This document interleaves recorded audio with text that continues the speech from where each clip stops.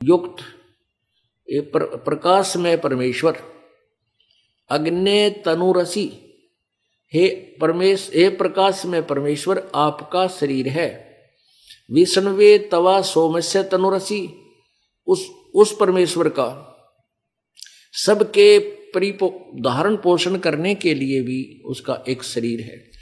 अब यजुर्वेद अध्याय नंबर 5 के श्लोक नंबर 1 में 2 बार ये क्लियर कर रखा है, स्पष्ट किया है कि वो परमात्मा साकार है।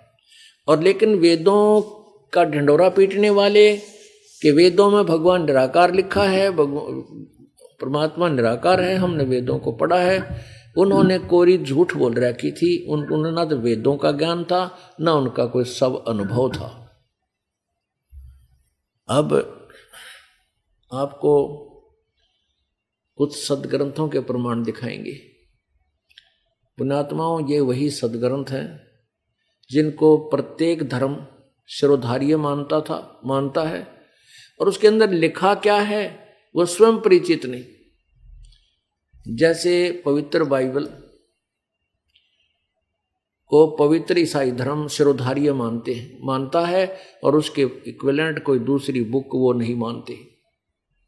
ऐसे ही पवित्र कुरान शरीफ को पवित्र मुसलमान धर्म शिरोधार्य मानते हैं, और उसके इक्विवेलेंट, उसके बराबर कोई और ज्ञान वो नहीं मानते। ऐसे पवित्र हिंदू धर्म चारों वेदों को, पवित्र श्रीमद् भगवत गीता जी को, पवित्र 18 पुराणों को आदि को वो सत्य मानते हैं, शिरोधार्य मानते हैं, लेकिन उनमें लिखा क्या है टोटली अपरिचित है। पुण्यात्माओं, अब हमने उस परमेश्वर की महिमा से परिचित होना है, और जब हम पूर्ण रूप से परिचित हो जाएंगे तभी हम इस मार्ग पर चल पाएंगे। गीता जी अध्याय नंबर 2 के श्लोक नंबर 46 में कहा कि अर्जुन, जब नाना भिन्न भिन्न प्रकार के वचनों से भ्रमित हुई तेरी बुद्धि एक तत्व ज्ञान पर, एक पूर्ण परमेश्वर के ज्ञान के ऊपर आधारित हो जाएगी, तब तो तू योगी होगा, तब तो तू भक्त बनेगा। अन्यथा तेने कोई भ्रमित कर देगा और तू तभी वैसे ही डगमग हो जाएगा। सत्य मार्ग को त्याग करके तू फिर कुमार्ग पर चल पड़ेगा। इसलिए तेरे को तत्व ज्ञान होना अति आवश्यक है। अब सर्वप्रथम देखिएगा पवित्र बाइबल। अब ईसाई धर्म के व्यक्ति श्रद्धालु कहते हैं परमात्मा निराकार है। अब उनसे कोई पूछे कि परमात्मा की क्या स्थिति है, तो वो बोलते हैं गॉड इज फॉर्मलेस। फॉर्मलेस माने परमात्मा का कोई आकार नहीं है। और जबकि पवित्र बाइबल ठोक के गवाही दे रहा है कि परमात्मा सशरीर है, मनुष्य सदृश है, साकार है। बताओ हे भगवान, हमारे सदग्रंथ कुछ कह रहे हैं जिनको हम शिरोधार्य मानते हैं, और हमारी थ्योरी क्या है? ये सब काल बली ने भ्रमित करवा रखा है, सच्चाई से दूर रखा। परमात्मा ने आकर के ही हमें ये तत्व ज्ञान बताया है। अब देखिएगा, ये पवित्र बाइबल है, संपूर्ण अध्ययन बाइबल। ये कहाँ से प्रकाशित है? पवित्र बाइबल, संपूर्ण जीवन अध्ययन बाइबल, पवित्र बाइबल, संपूर्ण जीवन अध्ययन बाइबल। प्रबंधक संपादक हैं डेविड स्टुअर्ट, अंग्रेजी। प्रधान संपादक गोल्डन सी स्टाम्स MA MDV। संयुक्त संपादक जे वेस्ले आदम्स PhD।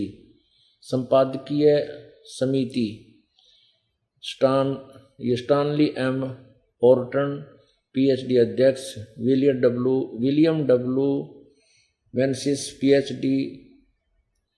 उपाध्यक्ष आदि आदि सारे पूरे इनका लिख रखे हैं विवरण। और ये USA से छपा है। Full life study Bible, life publishers international, spring fight, missionary USA। अब ये अंग्रेजी ये यहाँ से छपा है और हिंदी में अनुवाद हुआ है। इसका देखिएगा, ये है सृष्टि उत्पत्ति। उत्पत्ति ये यहाँ से आरंभ होता है। ये आरंभ होता है कि आदि में परमेश्वर ने आकाश और पृथ्वी की सृष्टि की। अच्छा, इस प्रकार ये पहला दिन था, यानी जो इस प्रकार पहला दिन हो गया। दूसरा फिर किया, भोर हुआ, इस प्रकार। और परमेश्वर ने ये यहाँ से अलग अलग लिखा है, ये पहला दिन हो गया। फिर परमेश्वर ने कहा कि जल के बीच एक ऐसा अंतर करें जो जल दो भाग हो गए। तब परमेश्वर ने एक अनंत अंतर बनाकर उसके नीचे जल और उसके ऊपर से जल को अलग किया, और वैसे ही हो गया। ये फिर तथा सांझ हुई फिर भोर हुआ, ये दूसरा दिन। सांझ हुई फिर भोर हुआ, ये तीसरा दिन। अब हम आते हैं छठवें दिन पे। अब प्रश्न नंबर ये 5 है। प्रश्न नंबर 5 उत्पत्ति ग्रंथ है, ये 1 और 2 अध्याय, और इसकी जो श्लोक नंबर है ये 23। यहां से ये इस प्रकार ये 5वां दिन हो गया।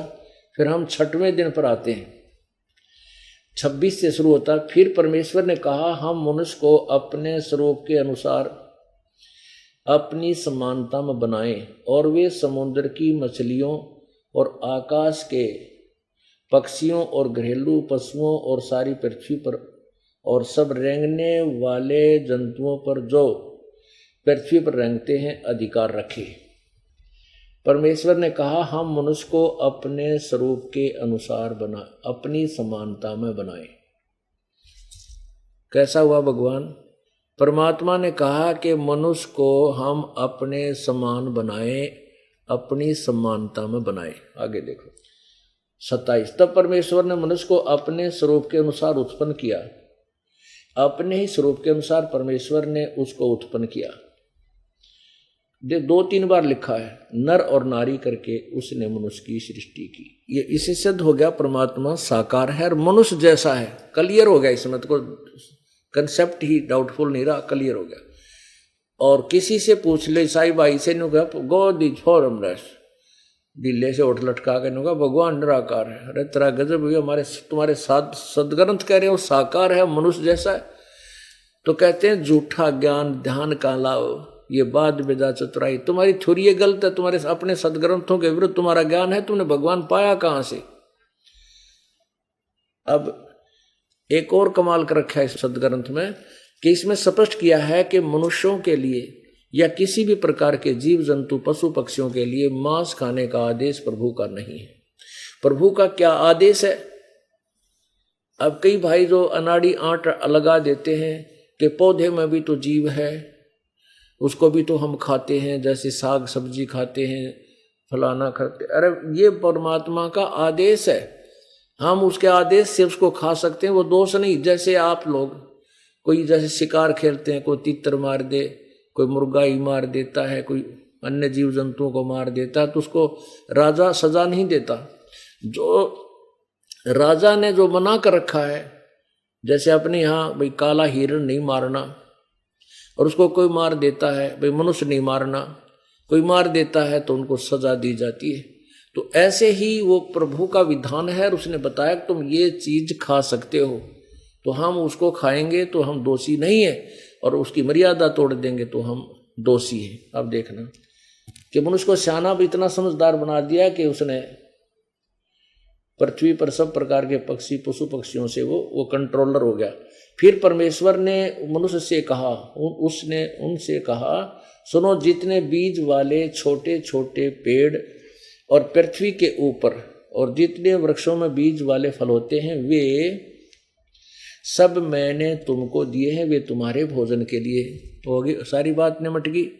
मनुष्यों को ये कह दिया कि जितने भी ये सुनो, जितने भी बीज वाले छोटे छोटे पेड़ हैं, जितने भी बीज वाले छोटे छोटे पेड़ सारी पृथ्वी के ऊपर हैं, और जितने वृक्षों में बीज वाले फल होते हैं वे सब मैंने तुम्हें दिए हैं, वे तुम्हारे भोजन के लिए। इसमें मांस खाने का आदेश ही नहीं है। परमात्मा ने मांस खाने का आदेश किसी को नहीं दिया। और आप इधर ओहो मुसलमान धर्म, ईसाई धर्म में मांस खाना तो ऐसा है जैसा जलेबी खाना हो। इनको कोई इस बात की चिंता ही नहीं, डर नहीं भगवान का है तरह के। जब भगवान मना करते हैं और हम उसका विधान तोड़ते हैं और उसी के गुणगान करते हैं तो कभी प्रसन्न नहीं हो सकता, कोई लाभ आपको नहीं मिलेगा। आगे देखो, आगे फिर उन अन्य पशु पक्षियों को भी आदेश दिया प्रभु ने। और जितने भी, ये 30 नंबर, और जितने भी पृथ्वी के पशु और आकाश के पक्षी और पृथ्वी पर रेंगने वाले जंतु हैं जिनमें जीवन का प्राण है, उन सब के खाने के लिए मैंने सब हरे हरे छोटे पेड़ दिए हैं। और वैसा ही हो गया। ओहो, पुण्यात्माओं स्पष्ट कर दिया कि जितने भी पशु पक्षी जीव जंतु हैं उनके लिए भी बता दिया है कि तुम्हारा ये आहार है, तुम्हें कुछ भी और एक दूसरे प्राणी को नहीं खाना है। आगे देखिएगा, तब परमेश्वर ने जो कुछ बनाया सब को देखा तो क्या देखा कि वो बहुत अच्छा है। तथा फिर सांझ हुई, फिर भोर हुआ। इस प्रकार ये 6वां दिन हो गया, 6वां दिन हुआ। अब 7वां दिन क्या हो गया? तो फिर परमेश्वर ने यूं आकाश, पृथ्वी और उसकी सारी सेना बनाना समाप्त हो गया। और फिर परमेश्वर ने अपना काम जिसे वो करता था 7वें दिन विश्राम दिया, समाप्त किया। और उसने अपने उस किए हुए सारे काम से 7वें दिन विश्राम किया। और परमेश्वर ने 7वें दिन को आशीष दी कि पवित्र ठहरा आदि आदि। अब देखो ये क्लियर हो गया कि पूर्ण परमेश्वर ने 7 दिन में सृष्टि रची, 6 दिन में, और 7वें दिन विश्राम किया। वो परमात्मा पूर्ण है। उसके बाद जो भी इस पवित्र बाइबल में जो भी विवरण आता है वो पूर्ण परमात्मा का नहीं है। वो फिर पूर्ण परमात्मा ने सारी सृष्टि रच करके इस काल को दे दी, काल भगवान ब्रह्म को। उसके बाद ये काल और इसके दूतों का, इसके ये सब विवरण, उसके बाद ये काल के उन दूतों की कला है। अभी आपने पवित्र बाइबल में देखा कि परमात्मा मनुष्य जैसा है और शरीर है। अब उसने 6 दिन में सृष्टि रची, 7वें दिन विश्राम किया। पवित्र मुसलमान धर्म पवित्र बाइबल को भी समान दृष्टि से देखते हैं और वो इस बात को मानते हैं कि पवित्र बाइबल में जो लिखा है वही पूर्ण परमात्मा है जिसने 6 दिन में सृष्टि रची, 7वें दिन तख्त पर जा बैठा, विराजमान हुआ। अब देखिएगा पवित्र कुरान शरीफ इसमें यह भी कंसेप्ट क्लियर कर दिया कि वो कबीर नाम है उस परमेश्वर का जिसने 6 दिन में सृष्टि रची, 7वें दिन तख्त पर जा बैठा। वो अल्लाहु अकबर है, वो अल्लाह कबीर है। अकबरू कहो, कबीरू कहो, कबीरन कहो, खबीरन कहो, खबीरा कहो, कबीरा कहो, उसी के नाम हैं जो उच्चारण में थोड़ा थोड़ा अंतर होने से नाम उस कबीर अल्लाह की तरफ ही है, अकबर, अल्लाहु अकबर। अब मुसलमान भाई उस अल्लाह कबीर का अर्थ करते हैं बड़ा भगवान। अल्लाह माने प्रभु और कबीर का अर्थ वो बड़ा कर देते हैं। अब कोई भी चीज है, कोई भी नाम है, उसका अर्थ अवश्य होता है। तो ऐसे अर्थ अपने स्थान पर है, लेकिन वो नाम ही उस परमात्मा का कबीर है। अब देखिएगा कुरान शरीफ, इसके विषय में लिखा कुरान शरीफ के विषय में कि यह वह इलामी किताब है जिसमें कोई संदेह की गुंजाइश नहीं। कि इसमें जो लिखा है वो बिल्कुल श्रेष्ठ और सत्य है, इसमें कोई संदेह की गुंजाइश नहीं। और यदि कोई कहे कि ये गलत है, हम नहीं मानेंगे। इनका कहने का भाव ये है। अब देखिएगा कहाँ से छपी है।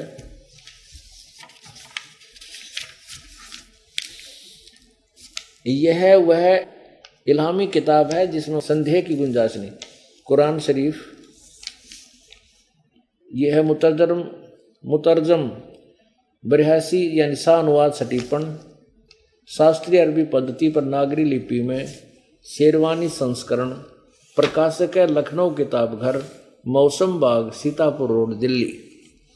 यहाँ से ये छपी है। इसके अंदर ये देखिएगा सूरत फुरकानी,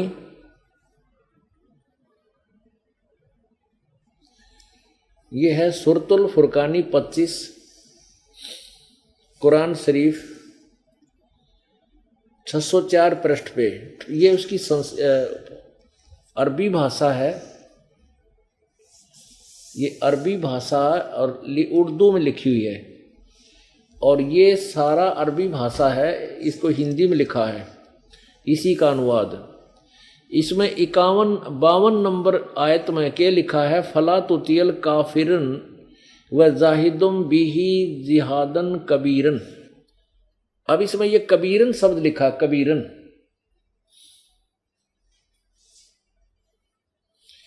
अब इसको कबीरा भी बोलते हैं, इसको कबीरा भी बोलते हैं, कबीरन बोलो कबीरा बोलो। इसको आप प्रमाण करते हैं आपके समक्ष।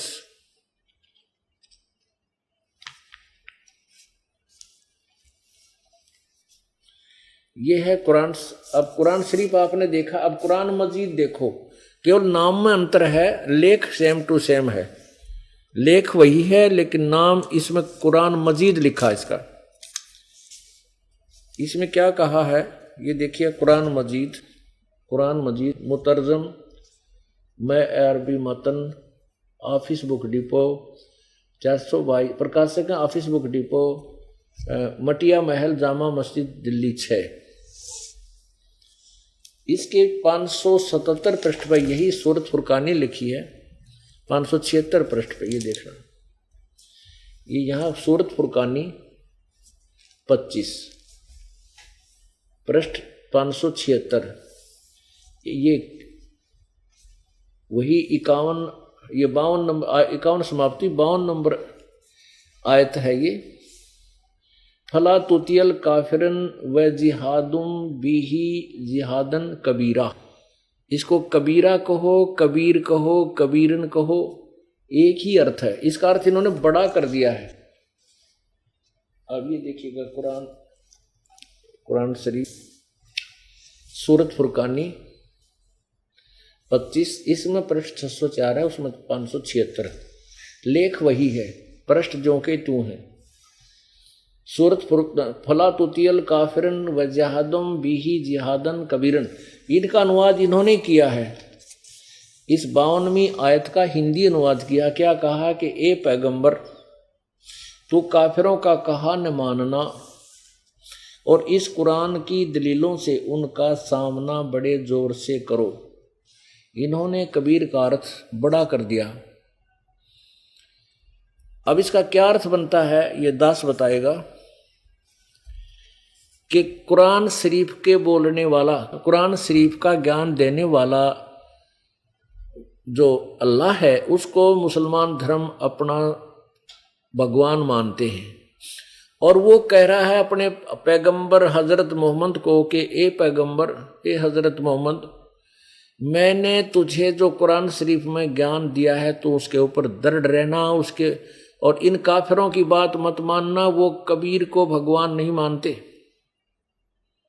तो उनकी बातों में मत आना। मेरे द्वारा जो कुरान शरीफ का जो ज्ञान, ये दलील, ये एग्जाम्पल तुझे दिए हैं, इनको तो सही मानना और मेरे ज्ञान के आधार पर रुके रहना, उनकी बातों को नहीं मानना। और वो कबीर परमात्मा है, उस कबीर भगवान के लिए तू संघर्ष कर, उनकी बातों को मान, लड़ना नहीं। जिहाद माने संघर्ष कर।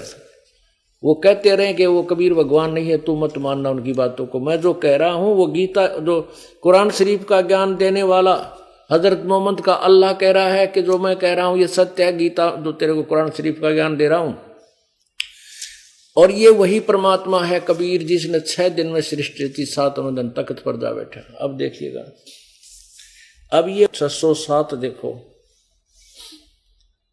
607 पर हिंदी पढ़ेंगे। 52 की हिंदी आपने पढ़ी, फिर पढ़िए। तो ए पैगंबर, तू काफिरों का कहा न मानना और इस कुरान शरीफ की दलीलों से उनका सामना बड़े जोर से करो। अब ये कहते हैं वो कबीर परमात्मा है, वो कबीर भगवान है, उसकी मेरी इस बात पर विश्वास रखना जो मैं तुझे ज्ञान दे रहा हूं। और इन काफिर जो कबीर को भगवान नहीं मानते वह काफिर हैं, वो निकम्मी आत्मा है, उनकी बातों में मत आना, उनके साथ तो संघर्ष करना, अर्थात वो कहते रहेंगे तो मानना नहीं। और ये वही परमात्मा है। कौन? अब देखना, क्लियर किया है। ये सूरत फुरकानी 25 आयत ये 52 आपने पढ़ ली, अब 53 है ये, यहाँ से शुरू होती है।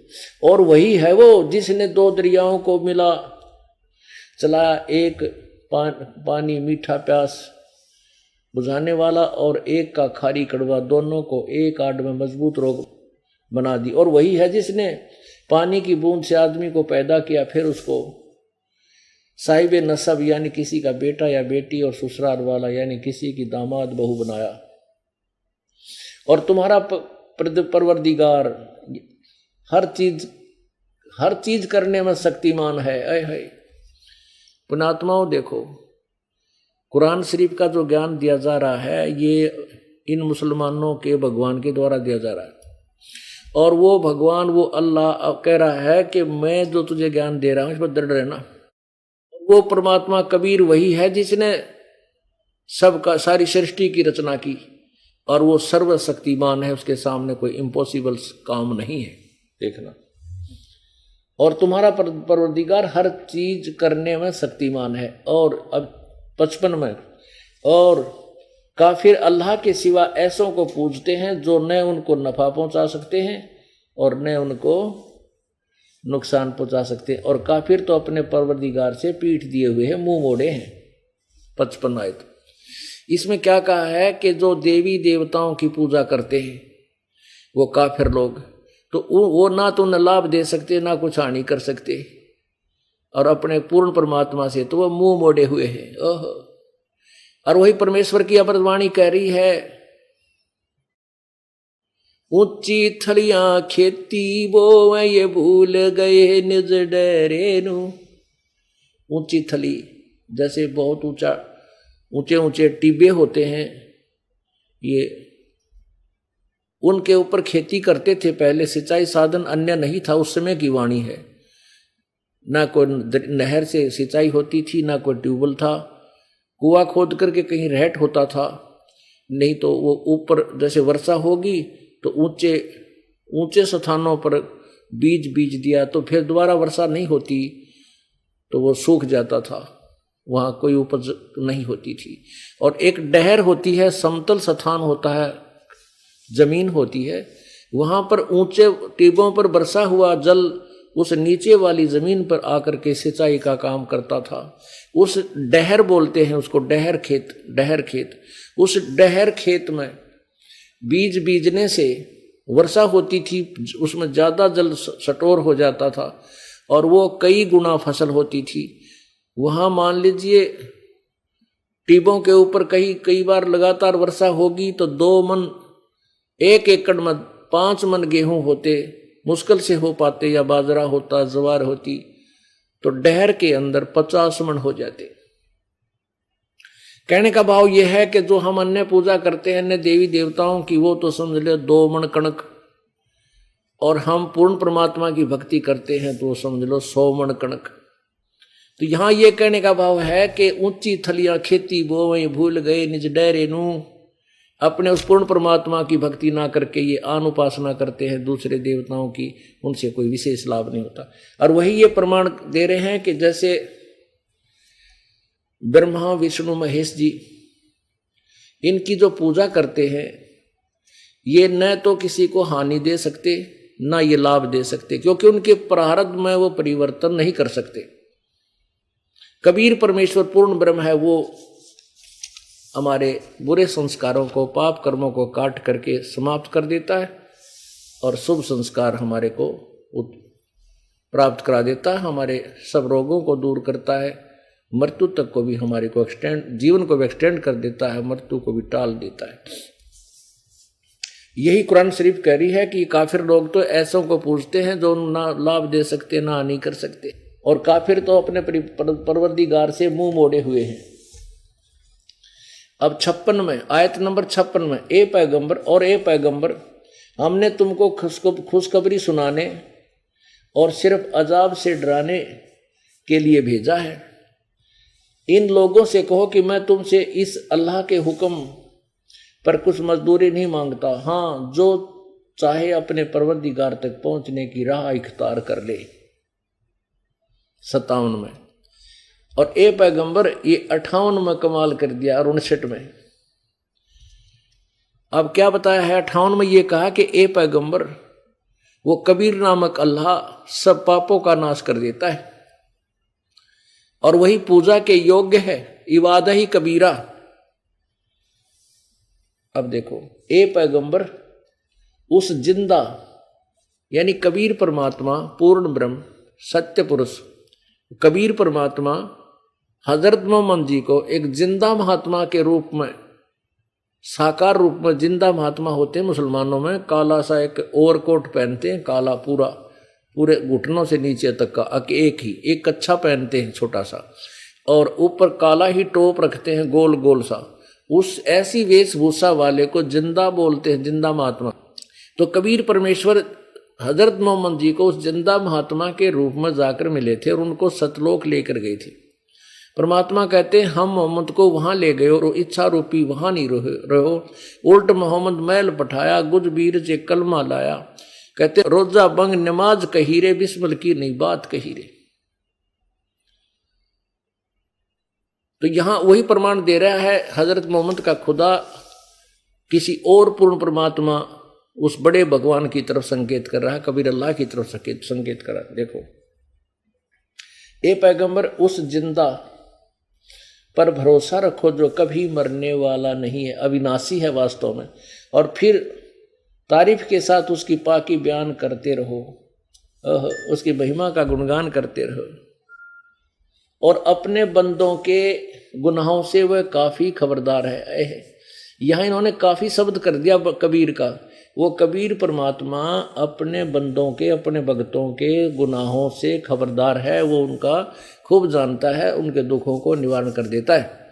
अब देखो, जिसने, अब ये 59 में कमाल कर दिया, जिसने, ये कबीर भगवान वही है, अल्लाह कबीर वही है जिसने आसमानों और जमीन और जो कुछ उनके बीच है, बीच में है, सबको 6 दिन में पैदा किया, फिर तख्त पर जा विराजा। वह अल्लाह बड़ा, वो अल्लाह कबीर, हम इसको अल्लाह कबीर कह दे, इन्होंने बड़ा शब्द कर दिया कबीर। वह अल्लाह कबीर है, रहमान है, दयालु है।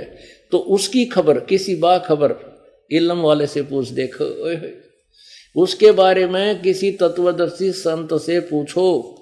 जैसे गीता जी अध्याय नंबर 4 के श्लोक नंबर 34 में भी यही कहा है कि उस पूर्ण परमात्मा के विषय में किसी तत्वदर्शी संतों के पास जाकर उसका ज्ञान प्राप्त करो।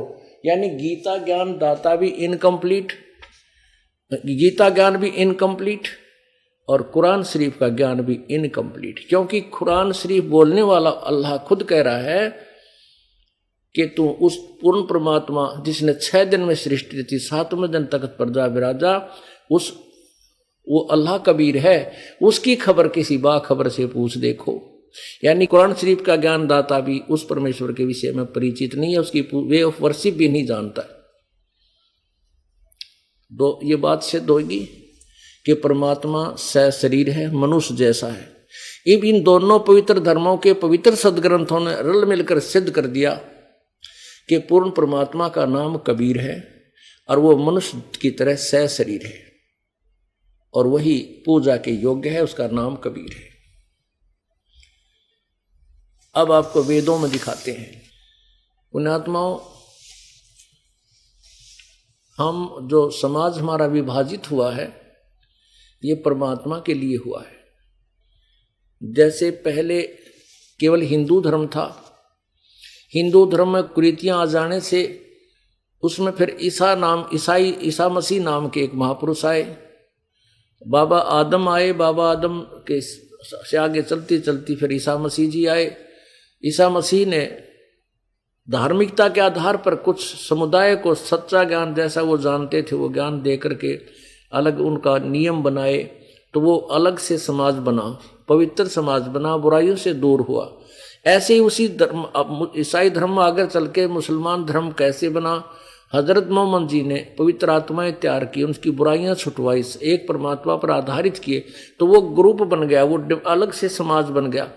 ऐसे ही फिर सिख समाज कैसे बना, गुरु नानक देव जी को परमात्मा मिले, उन्होंने परमात्मा का साक्षात्कार किया सत्यलोक में जाकर के, फिर बनारस में देखा कि वही परमात्मा बनारस में धानक रूप यानी कबीर रूप में, वहाँ जुल्हे के रूप में, धानक रूप में काशी में विराजमान है। उसके बाद उस नानक साहब ने जो, क्योंकि गुरु नानक देव जी पहले पवित्र हिंदू धर्म में जन्मे थे, उसके और सभी यही पूजाएं किया करते थे, गीता जी का पाठ करते थे, श्री कृष्ण राम कृष्ण का जाप जपते थे।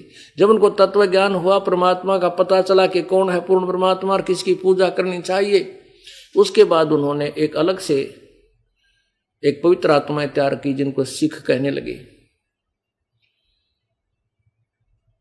तो पुण्यात्माओं, हम परमात्मा के लिए भटक रहे हैं और हमें भगवान चाहिए। वो चाहे किसी भी समुदाय की पूजा से, यदि हमें मुसलमान धर्म की पूजा से परमात्मा मिले तो हम सारे उसी को स्वीकार कर लेना चाहिए, क्योंकि हमने परमात्मा प्राप्त करना है। और जैसे ये दास आपको बता रहा सब सदग्रंथों के आधार पे, अब हमने इस तत्व ज्ञान से हम स्वयं परिचित हो गए, सब सदग्रंथ हमारे सामने हैं जिनको हम सत्य मानते, तो उसको स्वीकार करके सभी पूरे विश्व के मानव ने इस तत्व ज्ञान को स्वीकार करके अपना कल्याण करा लेना चाहिए।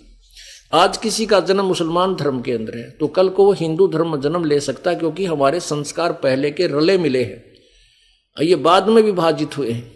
और आज किसी का पवित्र हिंदू धर्म में जन्म है तो कल मुसलमान धर्म में भी जन्म ले सकता है, सिख धर्म में भी जन्म ले सकता है, ईसाई धर्म में भी जन्म ले सकता है। तो फिर हम उसको अच्छा मानेंगे, वही क्रियाएं करने लग जाएंगे। तो अब हमने नए सिरे से परमेश्वर की पहचान करनी है और उस सत्य भक्ति को स्वीकार करके अपना कल्याण कराना होगा, नहीं तो अन्यथा इस मनुष्य जीवन का कोई लाभ नहीं है। अब पवित्र हिंदू धर्म में वेदों को एक श्रेष्ठ ज्ञान माना जाता, पवित्र चारों वेदों को। अब चारों वेदों के पढ़ने वाले ऋषि, महर्षि, मनु जी, वशिष्ठ जी और वर्तमान इसे क्या नाम कलयुग के महर्षि, ये दानंद आदि, ये सारे एक का बात का ढिंढोरा पीटा करते, परमात्मा निराकार है, भगवान निराकार है, उसका केवल प्रकाश देखा जा सकता है। और वेद बताओ वो साकार है, मनुष्य सदृश है। आप देखिएगा यजुर्वेद, पहले ये दास आपको उन वेदों से निकाले हुए ये मंत्र अलग से निकाले हैं, इनको पढ़कर सुनाते हैं। देखो, वेदों में प्रमाण है कि परमेश्वर मानव सदृश साकार है। ये दास के द्वारा अनुवाद है। ऋग्वेद मंडल नंबर 1 सूक्त नंबर 31 मंत्र 17, इसमें स्पष्ट किया हुआ है कि मनुष्य जैसा है परमात्मा। अब इस कंसेप्ट को क्लियर करने के लिए कुछ इन कथित विद्वानों का ही सहारा लेना पड़ेगा, जैसे ऋषि दानंद जैसे का। अब स्वामी दानंद जी ने 1.5 वेद का अनुवाद किया है, यजुर्वेद पूरा, ऋग्वेद के केवल प्रथम मंत्र का। वैसे 1 से 6 मंत्र भी, 1 से 6 मंडल का अनुवाद इनके बारे में लिखा कि एक मंडल से 6 मंडल तक इन्होंने अनुवाद किया, यानी आधा यजुर्वेद पूरा। तो इन्होंने खुद प्रारंभ में, ऋग्वेद के प्रारंभ में कहा है कि जहां अग्नि शब्द हो वो उसका अर्थ परमेश्वर मानना चाहिए, अग्नि या अग्नि। ये देखो ऋग्वेद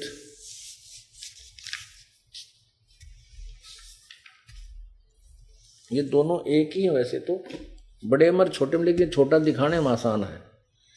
मंडल प्रथम मंडल महर्षि दानंद सरस्वती द्वारा लिखा गया है। ये है सार्वदेशिक प्रकाशक, सार्वदेशिक आर्य प्रतिनिधि सभा 3/5 महर्षि दानंद भवन रामलीला मैदान नई दिल्ली से। प्रथम मंडल हिंदी भाष्य, मुद्रक है Prince offset printers 1510 Pataudi house Daryaganj. अब यहाँ से प्रारंभ होता है, अथ ऋग्वेद भाषा भाष्य, प्रथम मंडल प्रथम सूक्त और प्रथम ही मंत्र में अग्नि शब्द से प्रारंभ है। इसको डिफाइन किया है स्वामी जी ने नीचे आकर के।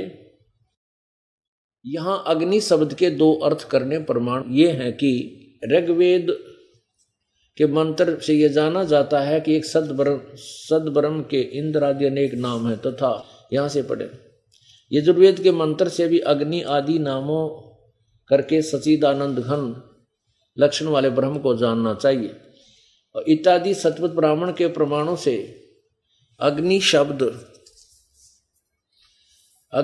ब्रह्म और आत्मा इन दोनों का अर्थवाची है, अर्थात आत्मा और ब्रह्म। अग्नि शब्द से ब्रह्म यानी आत्मा और परमात्मा दोनों ही। इस प्रमाण में अग्नि शब्द से प्रजा शब्द करके भौतिक और प्रजापति शब्द से ईश्वर का ग्रहण होता। इस प्रकार प्रमाण से सत्याचरण के नियमों को जानते हुए यथावत पालन करना ही सो व्रत है, व्रत कहता। और इस व्रत का पति परमेश्वर है। इस ऋग्वेद के प्रमाण के जानने वाले तथा प्रकाश सर्वज्ञ प्रकाश करने वाले विशेषण से अग्नि शब्द करके ईश्वर का ग्रहण होता है। इसमें स्पष्ट किया है कि जहां यहां देखो ऋग्वेद मंडल नंबर 1 सूक्त नंबर 1 मंत्र नंबर 1 ही चल रहा है, ये उसी में प्रमाण।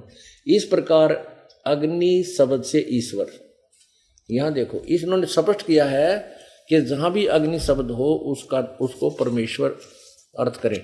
इन्होंने खुद भी इसी मंडल नंबर 1 के सूक्त नंबर 1 में स्वयं भी जहां अग्नि शब्द है परमेश्वर लिखा है। यहां देखना ये मंत्र नंबर 2 में अग्नि माने वह परमेश्वर,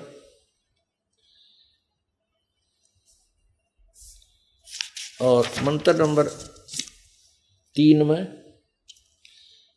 अग्नि ना अच्छी प्रकार ईश्वर की 3। 4 में अग्नि माने हे परमेश्वर। अब 5 में कवि करतु सर्वज्ञ करी, कबीर नाम है वैसे ये परमात्मा कबीर। और 6 में ये देखिएगा यहां 6 में अग्नि माने परमेश्वर। यहां 7 में अग्नि माने हे परमात्मा, सबके उपासना करने योग्य परमेश्वर।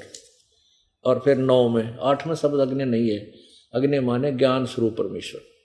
यानी स्वामी दानंद जी कह रहे हैं कि अग्नि माने जहां शब्द, वैसे अग्नि माने सभी जानते हैं आगे, लेकिन ये ऋषि लोग ही बताते हैं कि अग्नि माने परमेश्वर। और स्वयं भी अग्नि शब्द से इन्होंने कहा अग्नि माने परमेश्वर, अग्नि माने परमेश्वर।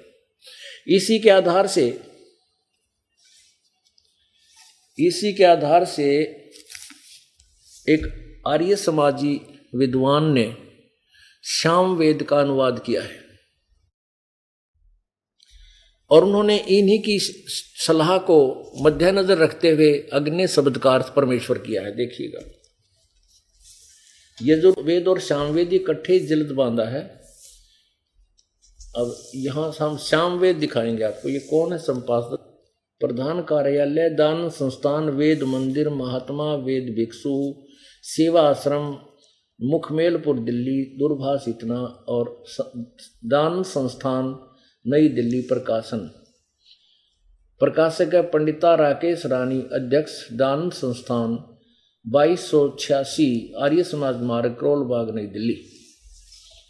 इसमें आप देखिएगा ये सामवेद यहां से प्रारंभ होता है। ये देखो सामवेद भाषा भाषण, ये प्रथम ही अध्याय है, प्रथमोध्याय। और प्रथम मंत्र में अग्नि माने हे परमेश्वर, ईश्वर अग्नि माने हे परमेश्वर, अग्नि माने ईश्वर को, अग्नि परमेश्वर, हे अग्नि ईश्वर, अग्नि ईश्वर, अग्नि माने परमेश्वर। इसी के दूसरे इसी पृष्ठ पे अग्नि माने ईश्वर, अग्नि माने हे परमेश्वर, अग्नि माने हे परमेश्वर, अग्नि माने हे परमेश्वर, अग्नि माने हे परमेश्वर। और भी बहुत ढेर सारे। अब प्रसंग आया यजुर्वेद अध्याय नंबर 5 के श्लोक नंबर 1 पर। अब देखो ये सत्यार्थ प्रकाश नामक एक पुस्तक है, महर्षि दानंद जी ने अपना अनुभव लिखा है और वे कहते हैं वेदों का ज्ञान सर्वश्रेष्ठ है। वेद ज्ञान के विरुद्ध अगर किसी भी व्यक्ति की टिप्पणी है, कोई विचार है, मैं नहीं मानूंगा, ऐसा वो कहते हैं। और स्वयं के उनके क्या विचार हैं, किसी ने उनसे पूछा कि परमात्मा साकार है व निराकार। देखिएगा स्वामी जी का उत्तर अनुभव। अब स्वामी जी के इस पोज ने देख के आदमी स्वयं तो अट्रैक्ट हो जावे, इस जैसा तो महात्मा धरती पर पावे को नहीं। और यू के था, इसके बारे में इन्हीं का अनुभव बताएगा। ये देखो महर्षि दयानंद सरस्वती, ये सत्यार्थ प्रकाश है। यहां देखो अत सत्यार्थ प्रकाश है।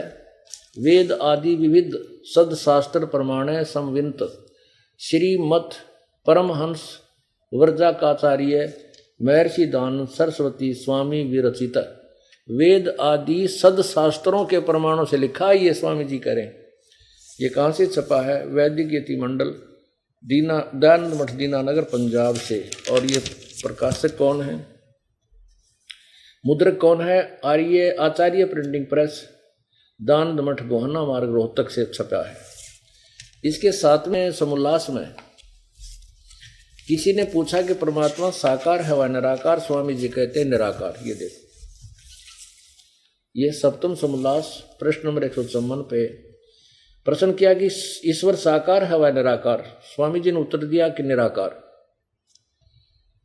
और वैसे अपने ही थ्योरी का खंडन इन्होंने यहां कर दिया है कि स्तुति से ईश्वर की प्रीति, गुणक्रम स्वभाव का सुधरना और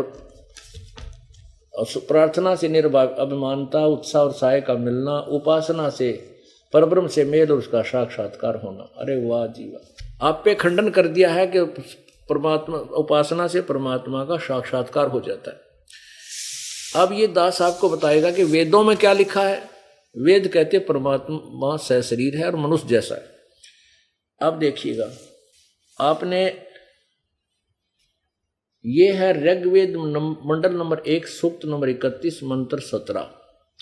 इसमें शपथ लिखा है कि मनुष्यवत अग्नि, इसका संधि छेद यहां पढ़ो। मनुष्यवत अग्नि अंगीरस है, अंगीरसवत अंगीर है, यातिवत सदने पूर्वत सूचे अच्छे आया, यहा वह दैव्यम जन्म आसाध्य बहिर्षि यक्षी प्रियतम। अब स्वामी दयानंद जी ने ये अर्थ किया इसका। अब देखो ये मनुष्यवत, इन्होंने मनुष्यवत कहाँ लिख दिया? इन्होंने क्या क्या है? सोचे पवित्र अंगीर प्राण के समान धारण करने वाले। अब प्राण क्या होता है? जीव। अंगीरा का अर्थ ये करते हैं प्राण के समान धारण करने वाले।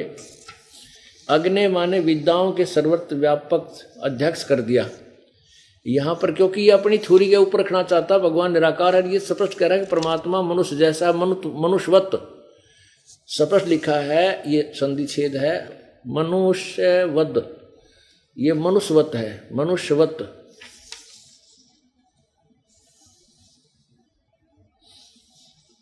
अब इन्होंने ये अग्नि माने यहां परमेश्वर लिखना था, है अध्यक्ष। आप इन्होंने लिख दिया कि विद्याओं के सर्वत्र व्यापक, विद्याओं से सर्वत्र व्यापक अध्यक्ष आप, मनुष्यवत, मनुष्यों के आने जाने समान, आना जाना और ठोक दिया, मनुष्यवत मनुष्यों के समान। ये स्पष्ट है कि हे अग्नि, मनुष्यवत अग्नि, हे मनुष्य जैसे भगवान, हे मनुष्य जैसे परमेश्वर। कति स्पष्ट दूसरी बात तक कोई ना इसके अंदर। मनुष्यवत कि मनुष्य जैसे परमात्मा आप सह शरीर हैं, और जैसे आप पूर्ववत पहले आते रहे हो, प्रथम सतयुग में, त्रेता में, द्वापर में, कलयुग में, अब भी आप उसी तरह आओ और हमें अपने तत्व ज्ञान से परिचित करा करके, हमारा उद्धार करके अपने उस स्थान पर ले चलो जहां पर वो पुण्यात्मा पहले वाली रहती है। और इन्होंने केड़ंगा कर रखा, देखो इसका अर्थ है मनुष्यवत, मनुष्य के समान, अग्नि माने परमेश्वर। ये दास द्वारा किया गया इसका अनुवाद है। आप अंगीरसवत, मनुष्य के समान शरीर धारण करके प्रत्येक युग में अपने सूचे पवित्र सदने माने घर अर्थात ऊपर के सतलोक से आते हो। हे पूर्ववत पहले की तरह या अतीत मनुष्य के समान, अर्थात जैसे मनुष्य प्रयत्न करके कार्य सिद्ध करता है वैसे ही आप मनुष्य के समान कार्य करते हो। जैसे परमात्मा आए थे, एक जुलाहे का काम करा करते, एक जनसाधारण जैसी भूमिका किया करते, वही वेद बता रहे हैं कि हे परमात्मा, जैसे अब वर्तमान में हम प्रार्थना करें परमात्मा, आप सन 1398 में आए थे और आप एक साधारण सा काम करते थे, हमें सद्मार्ग भी बताते थे। हे परमात्मा, आप फिर पहले की तरफ फिर आइए, हमें भी परिपूर्ण कीजिए, हम आपको अब आपके द्वारा बताए ज्ञान से हम अपना कल्याण करा सके। ये उसका अर्थ है। देखो, समान करते हो प्रियम, हे प्यारे परमेश्वर, हमें अच्छी प्रकार प्राप्त होजिए, यानी अच्छी प्रकार आइए प्राप्त होइए, तथा प्राप्त कीजिए अर्थात हमें शरण में लीजिए। इस काल लोक से बाहर, बैर से बाहर सतलोक में जन्म अपने जन को, जन अपने जन को, यानी अपने उपासक को अर्थात अपने भक्त को देव स्वरूप अच्छी आत्माओं में स्थायी रूप से प्रतिष्ठित कीजिए। यानी जहाँ अच्छी आत्मा रहती हैं, पुण्य आत्मा सतलोक में जो रहती हैं, वहाँ हमें ले चलियो।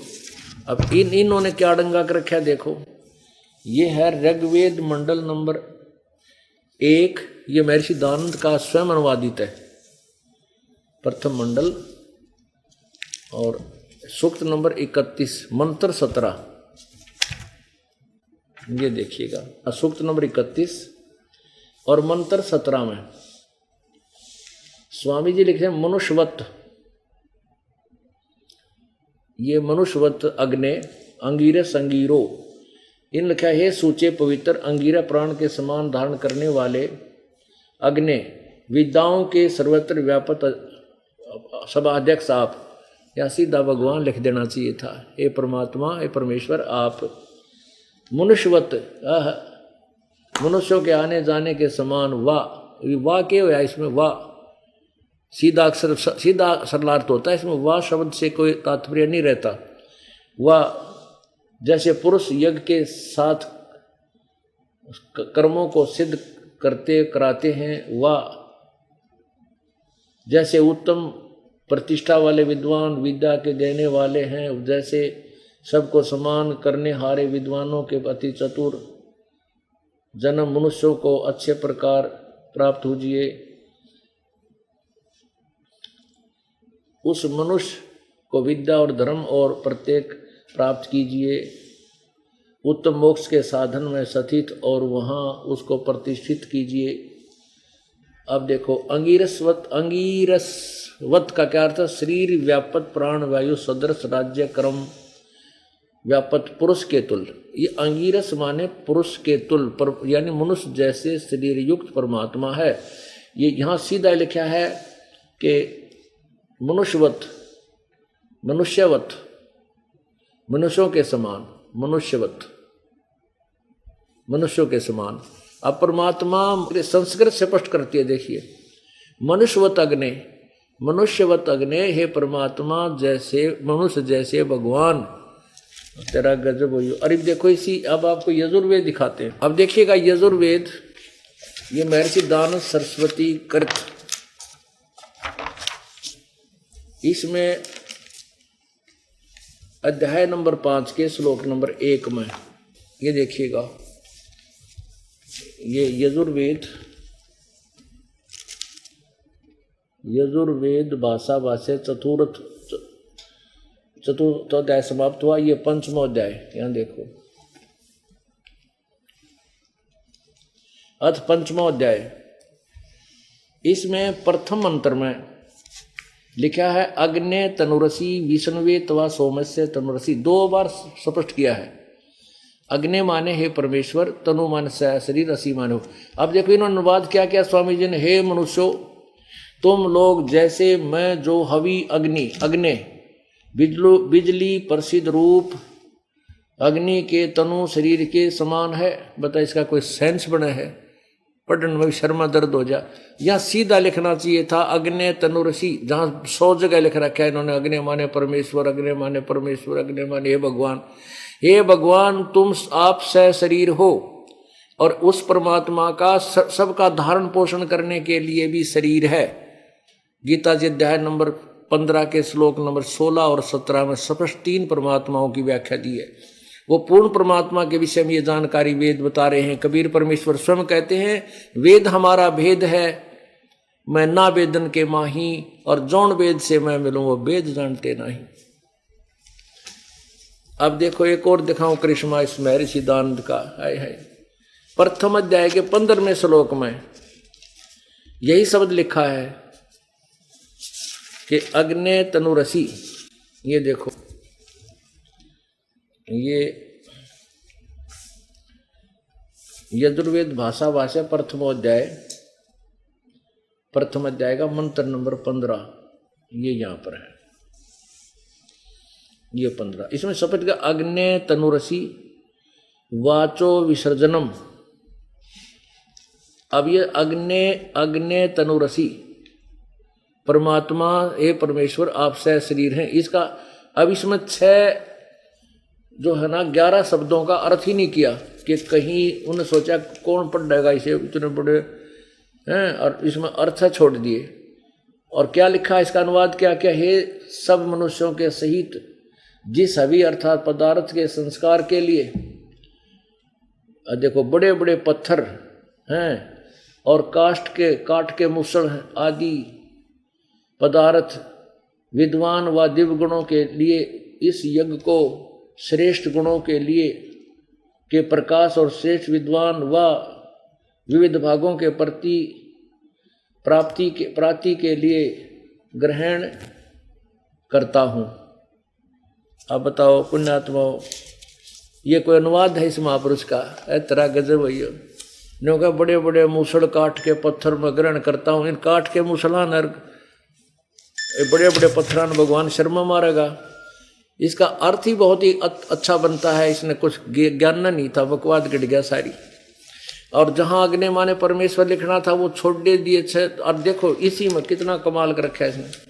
ये 15वां आपने देखा। अब देखो इसके ऊपर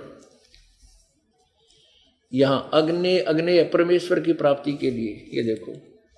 फिर 17 में ये 15वां था, इसका 7वां अग्नि माने परमेश्वर। यहाँ अग्नि माने परमेश्वर लिखना तो दूर रहा, सब को छोड़ दिया, अक्षर नहीं लिखे। और ये 150 वर्ष से ये छपता रहा है न्यू का न्यू, इसमें कोई परिवर्तन ये नहीं कर सके ये आर्य समाज के विद्वान। इनको ज्ञान नहीं था, इसने वैसे बेच बेच कर रोटी खाते रहे ये आचार्य पाचार्य। देखो फिर 18वां में अग्नि माने है परमेश्वर। जहां भी अग्नि शब्द है वहीं पर परमेश्वर शब्द की अर्थ किया इसने। अग्नि माने जय जगदीश्वर। अब देखिएगा इसका प्रथम अध्याय के 15वें का क्या अर्थ बनता है। ये देखो इस दास ने किया इसका अर्थ। यजुर्वेद अध्याय नंबर 1 का श्लोक नंबर 15 अग्नि तनुरसी वाचो विसर्जन। इसका अर्थ संधि छेद अग्नि तनुरसी वाचय विसर्जन देव वित्ते तवा ग्रहणामी वृहत ग्रावा असी वानस्पत्य इदम। इसका अर्थ अग्नि परमेश्वर तनु माने परमेश्वर का तनु माने शरीर है, अर्थात परमेश्वर सह शरीर है। वाचा विसर्जने तत्व ज्ञान के मार्ग के वचनों को विसर्जन यानी त्याग देने से देव परमेश्वर द्वारा मिलने वाले वित्तीयमान लाभ के स्थान पर दुष्कर्मों का ग्रावामान बादल रूपी आवरण छाया हुआ है। उस सत्य भक्ति को फिर गृहणामी माने ग्रहण करो, अर्थात शुभ व भक्ति कर्म उसी परमेश्वर के बताए मार्ग अनुसार करो।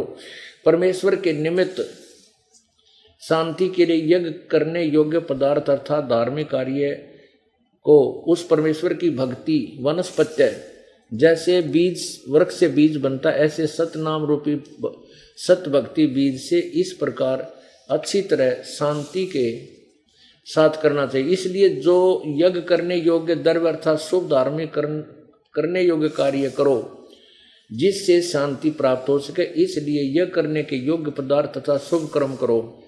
तो ये अर्थ बनाए जैसे हवन करने से घी मुख्य द्रव्य है और यदि घी की जगह मिट्टी का तेल डालें या डीजल डालें तो हवन नहीं होता, ज्यादा हानिकारक होता। इसलिए कहा है परमात्मा आकार में है। उसने अपना संविधान वेद तथा सत्य शास्त्र शब्दावली कबीर साहिब के माध्यम से सब भक्ति मार्ग बताया हुआ है।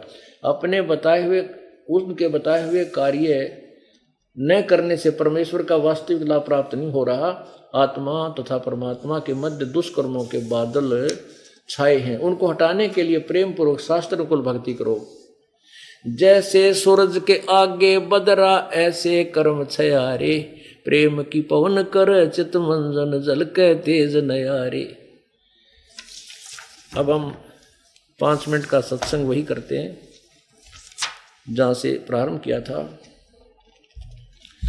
मत दे दी है बालम बेरेनु, मत दे दी है बालम बेरेनु, मैं तो दे दी है बालम बेरेनु, मैं तो दे दी है बालम। श्वेत छतर सिर मुकुट बिराज, देखत ना उस चेहरे नु। परमात्मा सह शरीर है और कहा कि सतलोक के अंदर परमात्मा विराजमान है।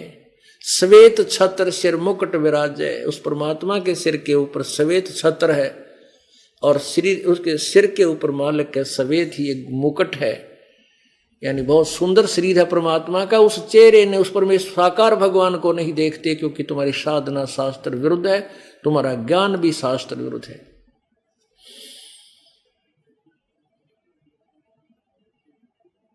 श्वेत छतर सिर मुकुट विराज, देखत ना उस चेहरे नु। ऊंची थलियां खेती बोवे ये, भूल गए निज डेरे नु। ये संसार समझदा नाही, कंदा श्याम दोपहरे नु। ये संसार समझदा नाही, कंदा श्याम दोपहरे नु। गरीब दास ये वक्त जाते है, रोगे इस पैरे नु। क्या बता रहे हैं परमात्मा? परमात्मा की प्यारी आत्मा परमात्मा से प्राप्त उस तत्व ज्ञान को कैसे समझा रहे हैं कि ये संसार समझदा नाई, कहंदा श्याम दोपहरे नु। इस काल भगवान ने नो कहियो भगवान है जो सबको मार रहा है, गधे बना रहा है, किसी बेटा मारा, किसी की बेटी मारी, का कुनबे के कुनबे समाप्त कर दिया, क्षेत्र के क्षेत्र नष्ट कर देता है। और कितना कष्ट आप भोग रहे हो और फिर भी कहते हो आनंद ही आनंद है। इस काल के लोक में कहीं सुख नाम की चीज नहीं है। ये संसार समझदा नाई, कहंदा श्याम दोपहरे नु। जैसे शराब पी के कोई पड़ा हो दोपहरी में, जून के महीने में की तो, और उसने कोई कह रहा उठ ले भाई इतनी गर्मी में तू यहाँ क्यों पड़ा है, वो शराबी कहता चेड़ा मत मौज हो रही है। तो वो दोपहर में पड़ा पसीना पसीना हो रहा, उसने होश ही नहीं है। तो हमने इस माया की, काल की माया का नशा हो गया और हम इतने आपत्तियों से घिरे हुए हैं, फिर भी कहते हैं क्या हाल है। मित्र मित्र से मिलता है कहाँ, हॉस्पिटल में। और क्या हाल है कि बस ठाठ है, मौज हो रही है। हॉस्पिटल में और मौज का के मेड़, कभी दुखी आत्मा जाया करें, दोनों दुखी वहां पर, और फिर भी नौके क्या हाल है, ठीक ठाक मौज है। अरे मौज का के मेड़, यहाँ नाम नाम कहने सुख है, मौज है, लेकिन सुख किसी को नहीं है। तो परमात्मा कहते हैं गरीब दास ये वक्त जाता है, रोगे इस पैरे नु। ये मनुष्य शरीर हाथ से छूट जाएगा, ये गलत साधना करके आपका मनुष्य जीवन बर्बाद हो जाएगा। फिर रोया करोगे कुत्ते की तरह ऊपर न मुंह करके, या के बड़ी मारी गेलिया। कहते समझा